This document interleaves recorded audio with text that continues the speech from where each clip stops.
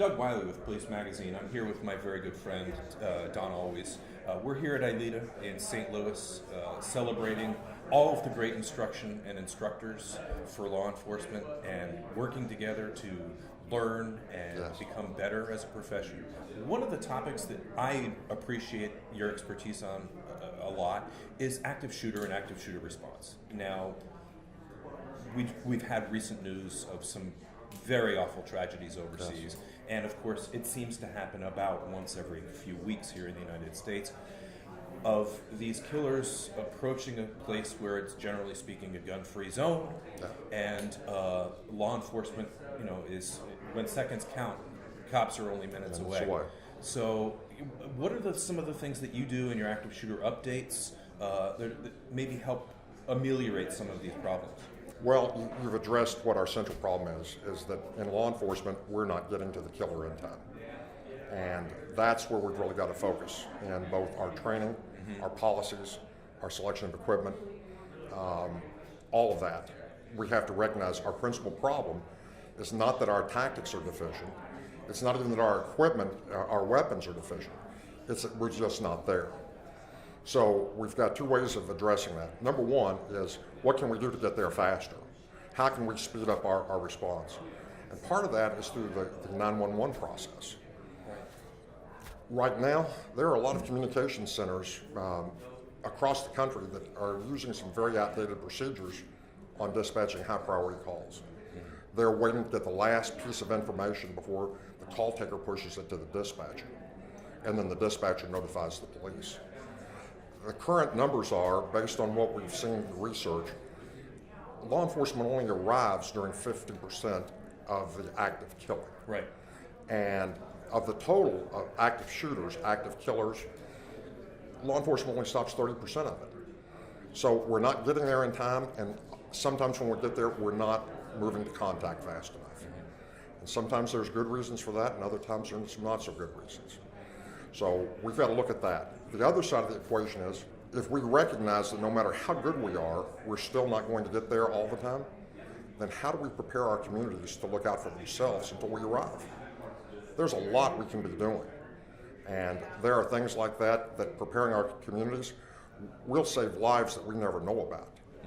If we've taught them the proper threat assessment and management, those problems will be headed off before they ever develop into a shooting or an attempted murder.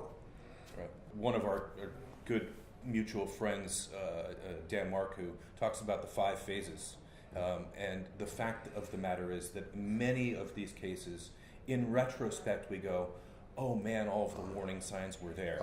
Oh man, what did we not do? What did we not pick up on? Yes. And so when you talk about preparing the community to me has a couple of different segments or elements to it. One of them is educating people on what to look for. Yes, absolutely. And then in addition to that, dealing with these problems that come up when you have these gun-free zones, which are basically shooting fish in a barrel. It's an awful expression to use, but there's no sense on the part of the offender of, I might be in danger by entering this building. So we have to deal with educating the community, the public, on both of those things. Right? Absolutely, absolutely. There's been some really good research released in the past 14, 18 months. The FBI's done a couple studies, a couple additional studies to what they'd already released. The Secret Service has done some. And 2 of the studies look at what are the warning signs ahead of time? What are the pre-attack behaviors? What should we be looking for? And there are great roadmaps out there. What I like to say is that we need to have people see something, say something, empower people in those 2 realms, but then we need to do something.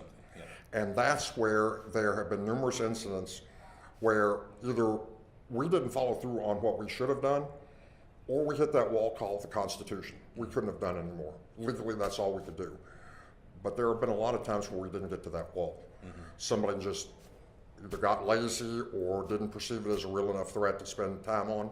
Didn't take it seriously. Didn't take it seriously. Didn't want to put someone in peril of, this kid might be thinking something, and then Right. you Right. create problems for them down the road. Right. And so you're resistant, especially because it's a family member, Yes. typically who, Absolutely. or a friend, typically who sees these things at the at the very core, Yes. because they're the closest to them. And so a parent's reluctant to turn in their child, or a friend is Exactly. reluctant to turn in their buddy. Right. And so you have this lack of activity, this lack of action. San Bernardino. Yep. A neighbor was suspicious, but was Right. reluctant to report anything for fears of being perceived as being a racist. Right, right. So I have this wacky idea. I want to run it by you and see what you think. So oftentimes these active killers, they end their own lives. 40% of the time, according Yeah, to the stats. Just shy of half, yeah. I have an idea. Let's put sirens on sticks.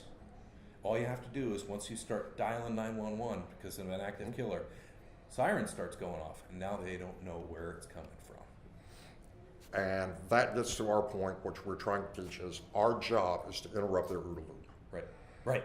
They have got established what their mission is, and they've thought out a plan. Most of school shooters, at least from the studies, have been planning it for at least a week. Mm-hmm.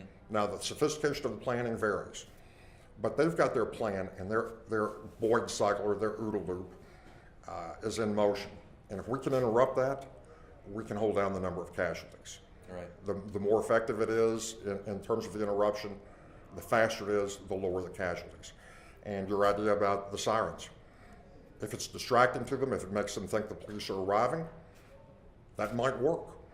Right up to the point where the siren becomes like the car alarms back in the 90s, Right. where no one pays attention to them anymore. Right. But yeah, Yeah. anything we can do to interrupt that OODA loop is a good thing. Anything and everything that you do to help stop these problems from happening and help law enforcement become better at responding to them, I deeply and sincerely appreciate it. And thank you for your time. Thank you for having me. Doug Wiley with Police Magazine.